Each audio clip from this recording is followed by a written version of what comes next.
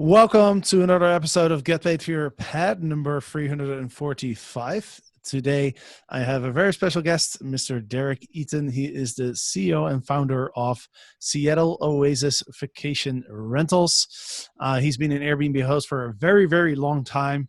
And he is an expert at being organized, especially when it comes to keeping inventory of his units. It's something that I noticed he's in the STR Legend Mastermind, and that's just one thing that really stands out to me of how he runs his business. So I asked him to join us here on the podcast to explain to us how he manages his inventory in his units and why it's so important to keep track of all of that.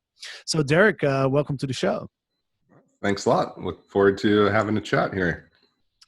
Absolutely. So am I, because I want to learn all about your strategy. But before we get into that, could you give us an intro? How did you get started with Airbnb short-term rentals? Sure. I bought a condo in downtown Seattle, not far from picture here behind me, a few, now 13 years ago. We bought a place, and the idea was that it was going to be our city pad. We lived about 30 minutes to an hour and a half, depending on traffic patterns, south of downtown Seattle. And my wife was an interior designer and stager. She had a lot of clients north of the city, which would sometimes mean a 3-hour commute for her. And so the idea is that we'd have a place. If she had some work north of the city, we could crash downtown. Ran the numbers early on, saw that if I at least had 50% occupancy, it would pay for itself.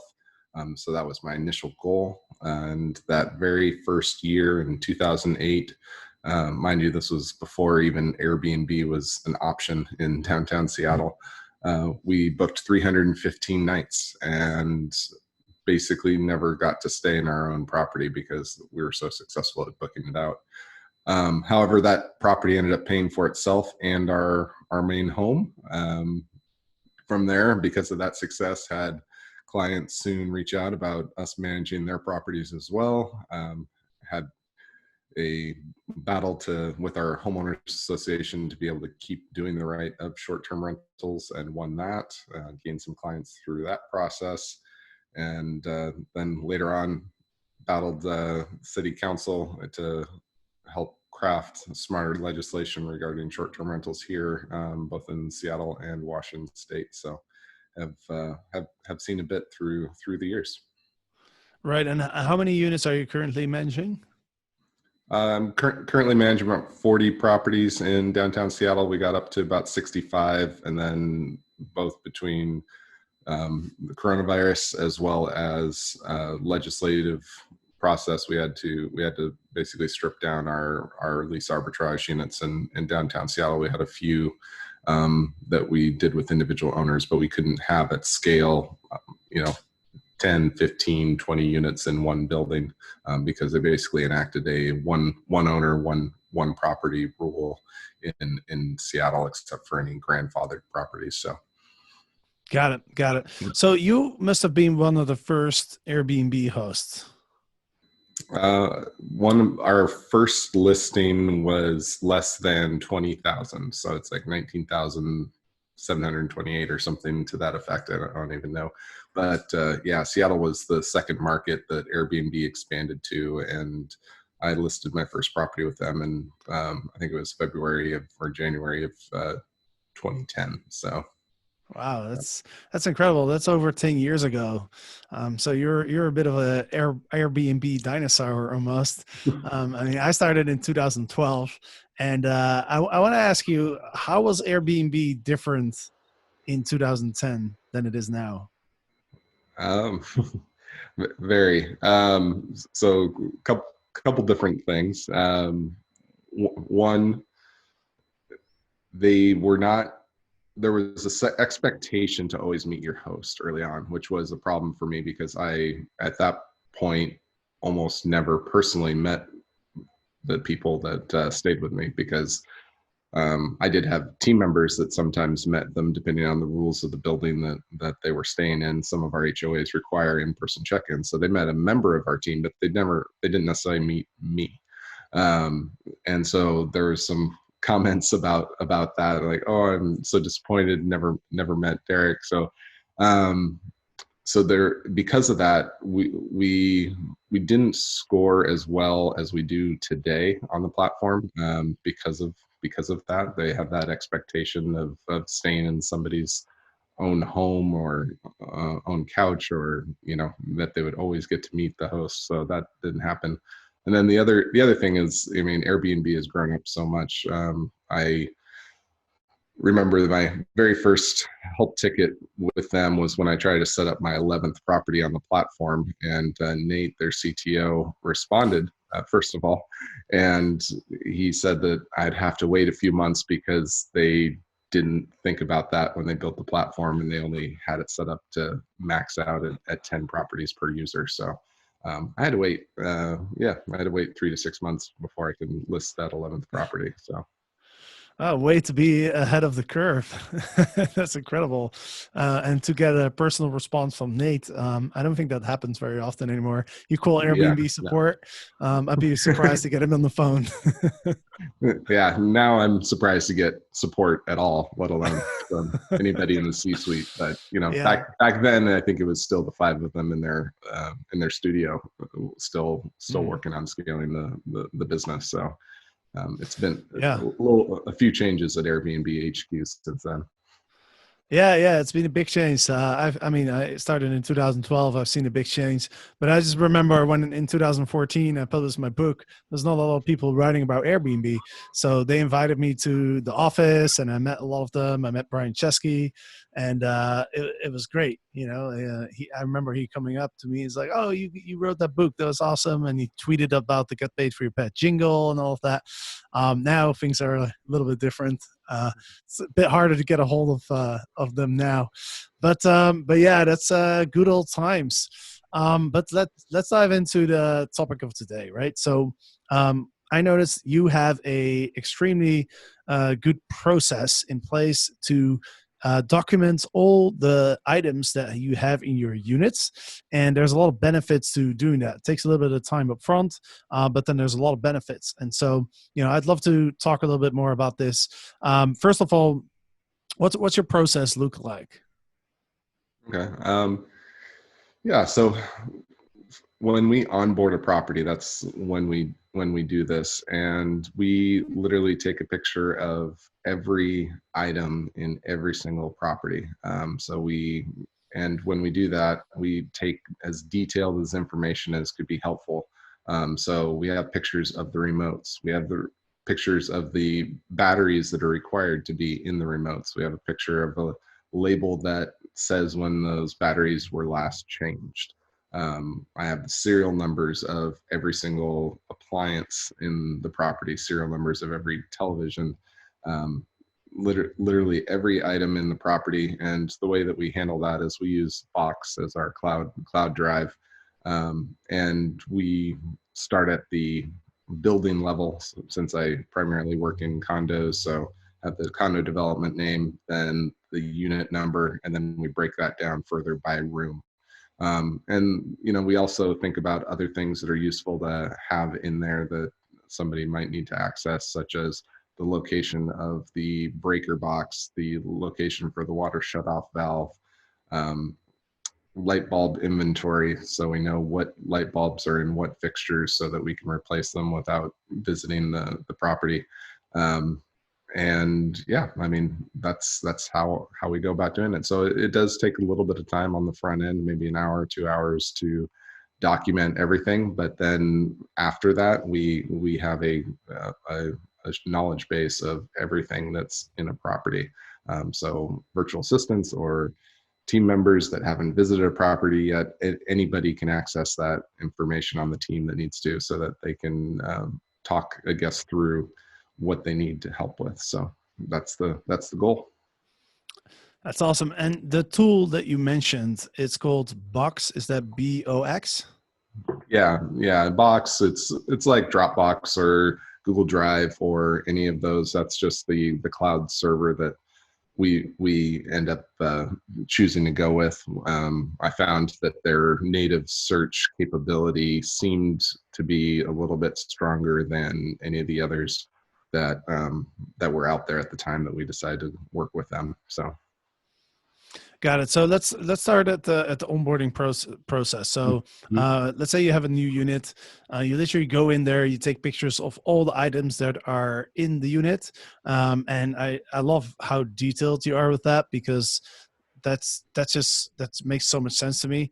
Taking a picture of the batteries and labeling them so that you can go and replace them before the battery runs out, because that can create a bad experience for the guest if suddenly the AC, you can't turn on the AC because the battery is dead, right? Mhm. But do you do that? So you have somebody literally take inventory, all the units, take pictures of every single thing, and then you create a list in an Excel sheet, and then you upload the photos in the cloud, right?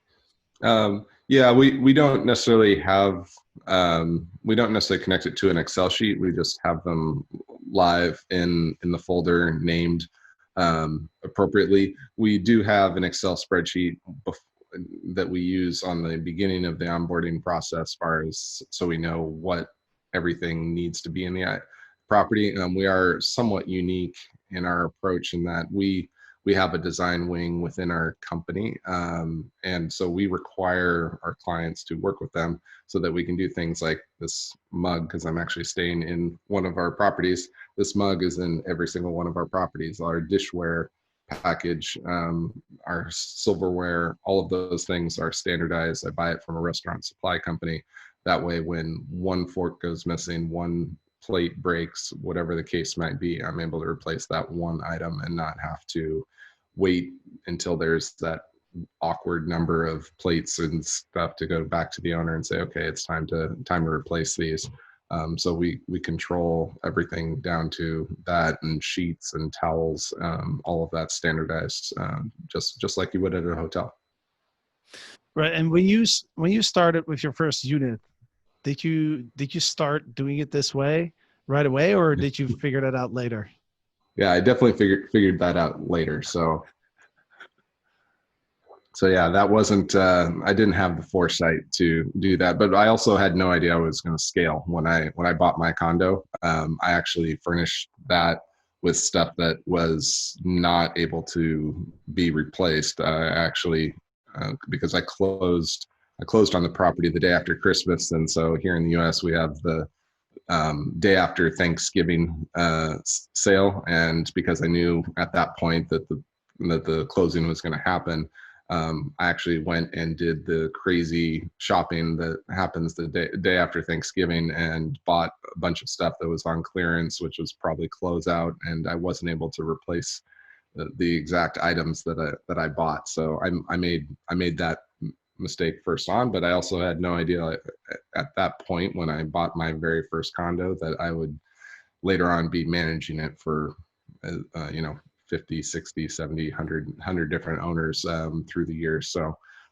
yeah, so I didn't have that foresight. If I did, I probably would have done it differently. Right. And so what happened to make you realize that you needed to have this inventory system? Um, so it was just a matter of, as I started scaling, um, knowing the hearing the questions that I would get from guests, and while I may have had the intimate knowledge of all of those things, being able to disseminate that throughout the team. A good concrete example that I have is, we've most hosts, if you've been doing this for a significant amount of time, you've had that phone call where the guest is unable to operate the TV. The issue being that it's on the wrong input or source. It's on HDMI 2 and it needs to be on HDMI 1. And being able to have that phone call for the guest and be able to pull up the actual remote that they have in front of them and say, okay, 3/4 of the way on the left-hand side, it says source. Press that source button until it gets back to HDMI 1. It's a lot easier to have that phone call with that knowledge versus having it be, well, it's either input or source. I can't remember what model that TV is. Do you see that button? I'm not sure where it is on the remote, but I know it's there.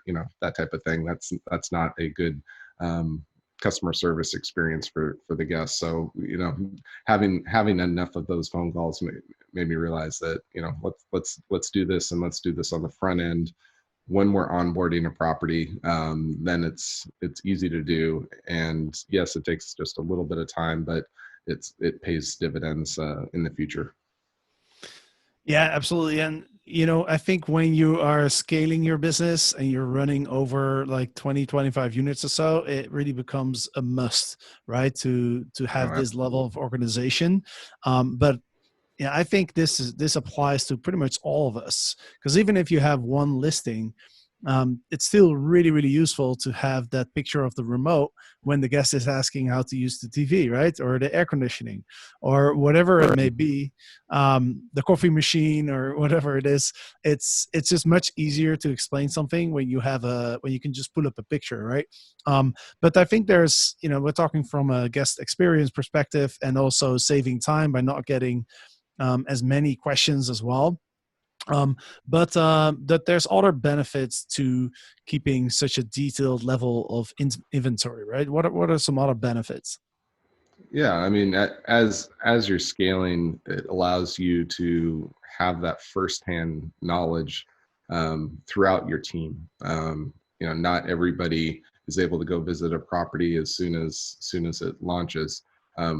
For my in city team, I do have a process whenever I onboard a new property, a new person, to try and get them to go through every single property. But then for virtual people, that is not possible. People that I have on my team in Jakarta, Indonesia, yeah, they aren't going to be able to visit our properties. So we do that virtually. We do that through those photos, and we also do 3D tours of all of our properties and allow them to be able to walk through and really be able to help somebody. A great example of that is I mentioned earlier about knowing where the breaker box is. That's something that happens, especially in Seattle this time of year when we have our portable ACs going. Someone runs the vacuum and the portable AC, it trips a breaker. That type of thing can happen. Or five ladies are staying together, all trying to dry their hair at the same time. Yeah, it's going to trip. It's going to trip a breaker. So me not needing to take the call, so that, or anybody on my Seattle team to be able to help them. Okay, the breaker is located behind the door in the master bedroom. Sounds like you're probably dealing with breaker number 12. Switch that off and turn it back on, and you'll be good to go. That's pretty interesting. I'm trying to visualize this, and I imagine I'm staying at one of the units, and the electricity goes out, and then I get one of your virtual assistants on the phone, and that person says, "Oh yeah, just switch number 6," and I'll be like, "How do you know that?" Yeah. That's almost like magical, right? I imagine there's other ways as well, other than like from a customer support and saving time perspective. I imagine there's other situations where it can be useful to have inventory, like a really solid inventory list and photos and everything. For example, if something gets stolen or something's damaged and you have to upload photos to the Airbnb resolution center. Have you ever had an experience like that where it was useful?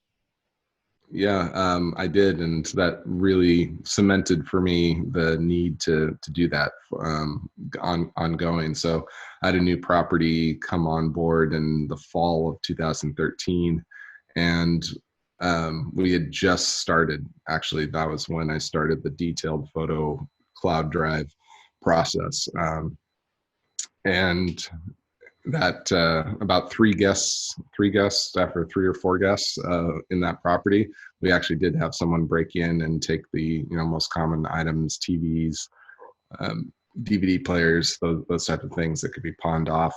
And both the police as well as my owner was so impressed by the fact that not only did I have information about what was stolen, I even had the serial numbers of those things. While, mind you, nothing was ever recovered, the police could actually go to pawn shops and look for the serial numbers of those items that were stolen.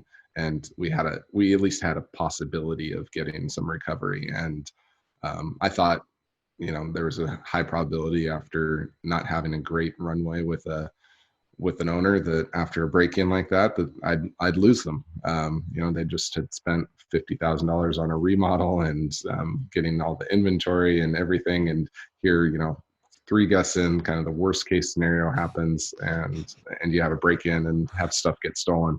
But that actually made our relationship stronger, deeper, because I was on top of it, and I had those systems in place. So yeah, and that's kind of a top level example. But even when you think about kind of the absolute worst case scenarios, some of us are in destination.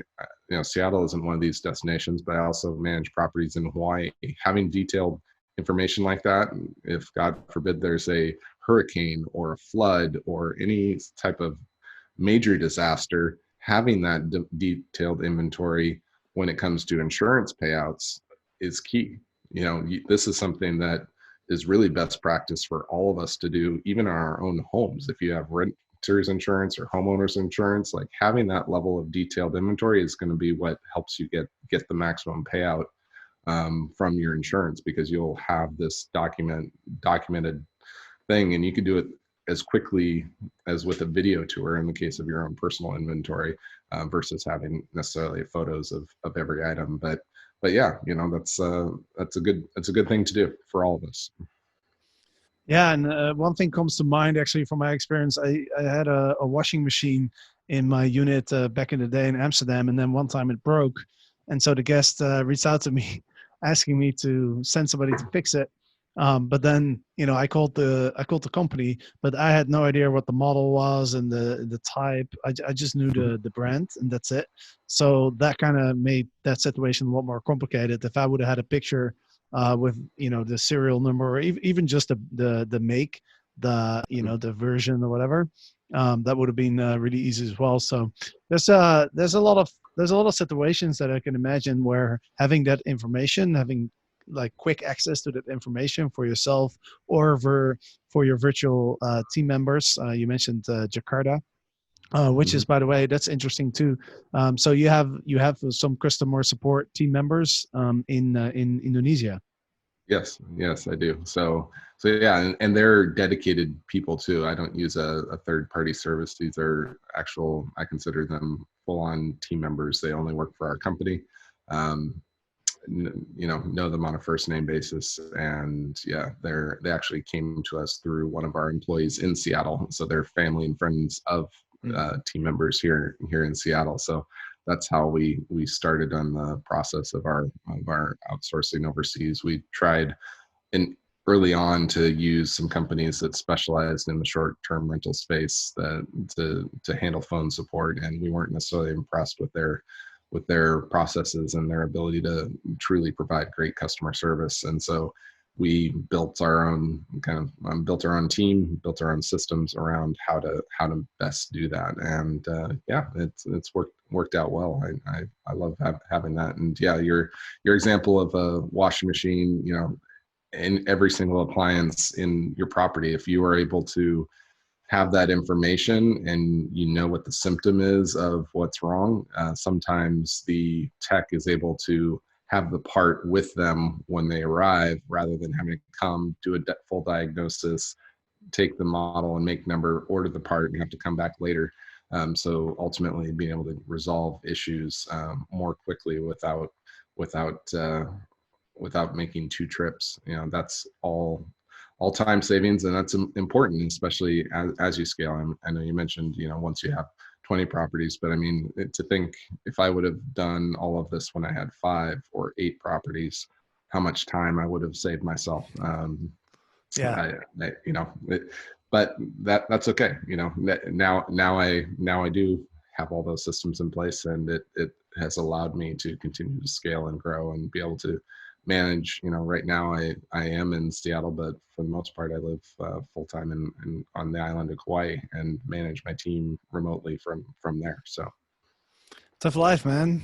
Living in Kauai, managing your team remotely.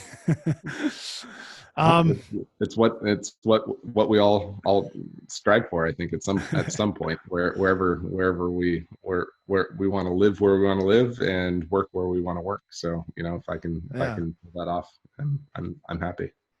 Yeah, no doubt. Congratulations on achieving all that. It's incredible. Last thing I wanted to dive into. I know you're not just organized when it comes to actual physical, even stuff in your units, but also when it comes to the Wi-Fi. So we talked a little bit about that earlier. So can you explain how you name your Wi-Fi networks and the passwords? Yeah, so I do standardize all of that based off of the property number because, like I mentioned, I mainly deal with condos. So if it's unit number 804, it's just Seattle Oasis 804, password Seattle Guest 804. And so the advantage of doing that is that, and I did this from very early on. It doesn't take too many guests to realize the questions of what is the Wi-Fi password, and I knew that having it be the standard password that Comcast or whoever your cable provider gives you, that's a bunch of alphanumeric jumbles, that's not really scalable. That would mean that I'd have to have a document that had all that information, and it also is a pain when a guest is trying to do that, because then you have to play the game of alpha 3, beta 7, and that repeating all that back because it's all nonsensical. So we standardize that from basically the very beginning, and it helps so much, so that when a guest called, all that I had to do did get that phone call is say, what property are you in? They told me, and then I was able to tell them what the Wi-Fi password was. So that's benefit number one. Benefit number two, in some of these properties now, I manage 30 properties in one condo complex. Because of the way that complex is designed, there's pretty much not a single place in the entire complex where you don't see one of our SSIDs when you look for Wi-Fi. So that allows me to basically advertise my business, not only to guests that might be staying with competitors in the building, but also property owners that maybe right now they're living in their property, but I get a little bit of their mind space every single time that they look for Wi-Fi. And that I believe that that's kind of a little secret sauce that allowed me to scale in some of these buildings, because they see my Wi-Fi. My competitors early on, they eventually started copying me, but early on, I knew the properties that were in the building, and they did not advertise. It was almost like they were scared to do that. I just did from day one, from almost day one. And then doing simple things like labeling. So we use a label maker and have that labeled on all of our TVs, and so we have it on the TVs, and then also on our welcome tray and our welcome letter.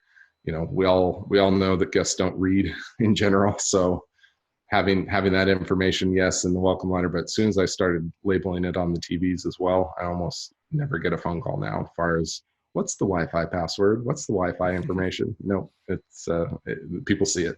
It's everywhere. So Yeah, that's a great idea, man. And this is the lowest hanging fruit probably for any Airbnb host or short-term rental host out there. If you're listening, if you have one of those really complicated Wi-Fi networks with a really complicated password, you can just Google how to change the network name, Wi-Fi network name and password, and literally I did it for since I started Airbnb hosting, and it's super simple, and it's just such a better guest experience when the password is something simple that they can remember. I mean, nowadays you can, if you have devices that are of the same make, like for example, I have an iPhone and I have a MacBook and an iPad, and I can share the passwords now. So at least if it's super complicated, I don't have to type it in once.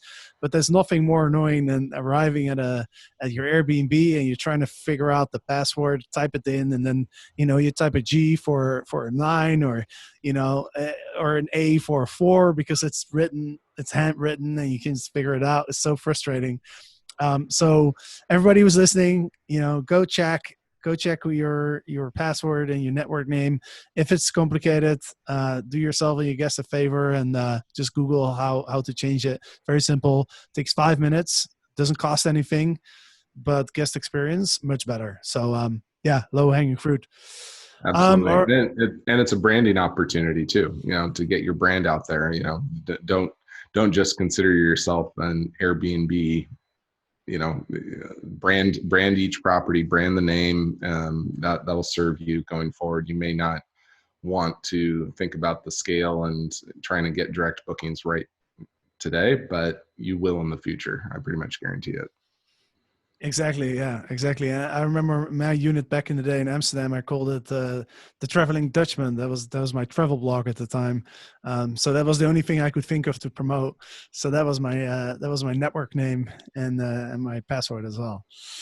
So yeah, now I should probably call it STR Legends or Get Paid for Your Pad or something like that. Yeah. Derek, thank you so much for coming on. I know it's early. I really appreciate it. I appreciate you being a part of the STR Legends community. One thing I think is just so cool from this community is that everybody who joins has like some sort of specialty or some sort of expertise or has a way of doing something that they just excel at. And to be able to have a group of like 30 really smart operators who all have a couple of those things where they really excel at, it's just incredible for me to be a part of as well, because I'm learning so much from all of you guys, and it just shows how the collective genius of a group is just incredible. So thank you for being part of our community. Thank you for coming on this podcast to share your knowledge with the rest of the world and the rest of the hosts. So yeah, any final words before we wrap this up? Just wanted to let you and all of your listeners and people watching on YouTube know if any of you want to come visit us in Seattle. It's SeattleOasisVacations.com. You can book one of our properties, and including you could have the view that you see behind me here in one of our penthouse units. So yeah, we'd love to have you or any of your listeners come stay. Awesome. And if you're listening to this podcast, go to the Get Paid for Your Pad YouTube channel, because you can actually watch the podcast there, and then you can see the incredible view with the Ferris wheel that Derek is talking about. And then while you're at it, give the video a like, subscribe, and comment on the video as well. If you have any questions, I always read those comments. So yeah, anyway, Derek, thanks for the listeners. Thank you for listening or watching. And of course, next Monday, there's going to be another podcast. So we'll see you then.